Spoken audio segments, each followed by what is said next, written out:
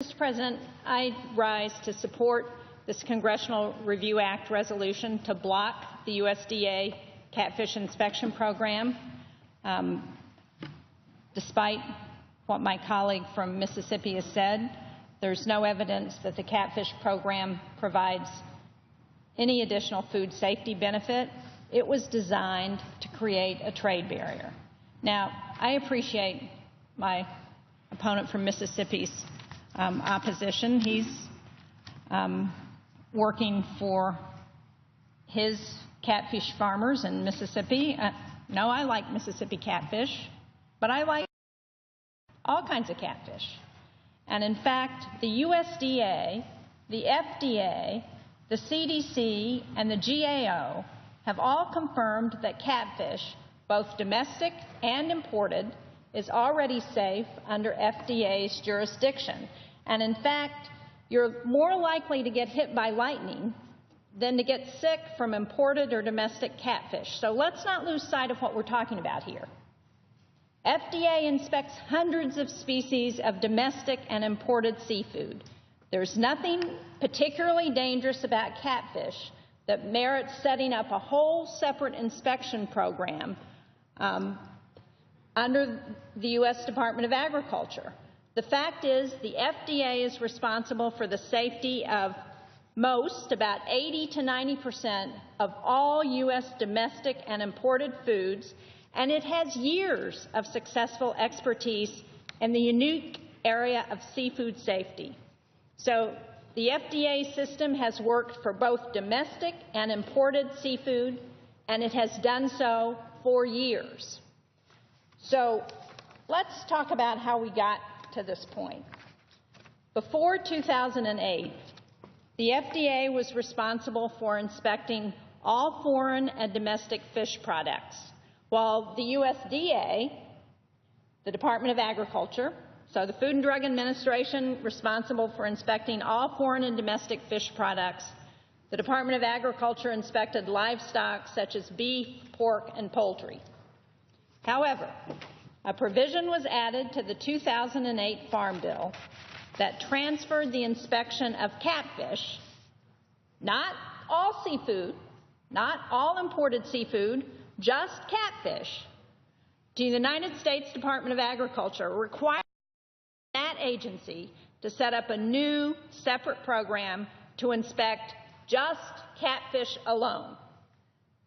Again, inspection of all other non-catfish seafood remained at the Food and Drug Administration and still does today. So this means that seafood businesses across this country that handle catfish are now subject to two different sets of regulations from two completely separate federal agencies. Now, I've heard from businesses in New Hampshire and across the country who are being hit by these burdensome new regulations.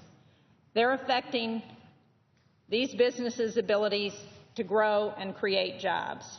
And there's no scientific or food safety benefit gained from this new program. There's no evidence that transferring catfish inspection to USDA will improve consumer safety. You know, I appreciate that there have been a couple of examples in the last few weeks of imported catfish. I think we ought to address that and do it very quickly, just in the same way that we address domestic problems with our food system, and do it very quickly. Now, officials from the FDA and USDA have explicitly stated that catfish is a low-risk food. USDA acknowledges in its own risk assessment that no one has gotten sick from eating domestic or imported catfish for more than 20 years. The USDA catfish inspection program is a classic example of wasteful and duplicative government regulation that is hurting our economy. And it's expensive. FDA has been inspecting catfish up until now for less than $1 million a year. USDA, by comparison, has spent more than $20 million to set up the program without inspecting a single catfish during that time. And going forward, Estimates are that the program could cost as much as $15 million to operate per year. The Government Accountability Office, the GAO, has recommended eliminating this program 10 separate times. So if there's no food safety benefit here, it's costing us millions, and it's actively hurting jobs across the country. Why was this program created in the first place?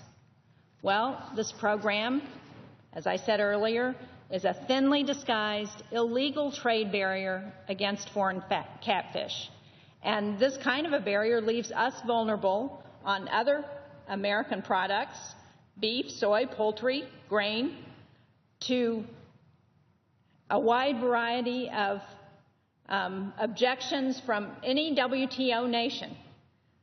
Since there's no scientific basis for what we're doing, any WTO nation that currently exports catfish to the U.S. could challenge it and secure WTO sanctioned trade retaliation against a wide range of U.S. exports. As I said, things like beef, soy, poultry, grain, fruit, cotton, to name a few.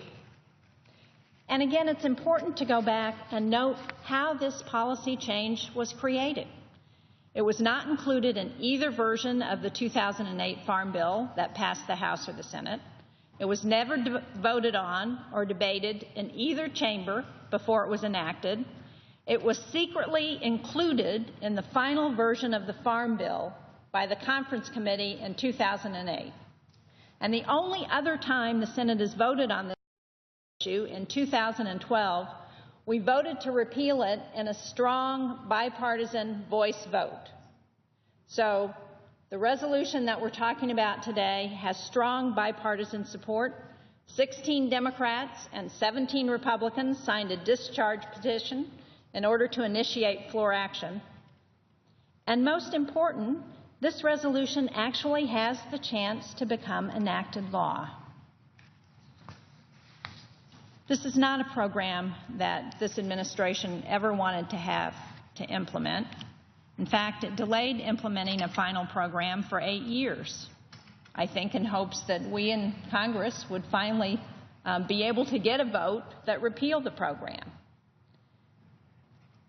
Unfortunately, this is an expensive and harmful special interest program, something some might call an earmark, and it's already having severe impacts on some businesses. So I'm hopeful that my colleagues will join me in supporting this important resolution to block the USDA catfish inspection program once and for all. Thank you, Mr. President. I yield the floor.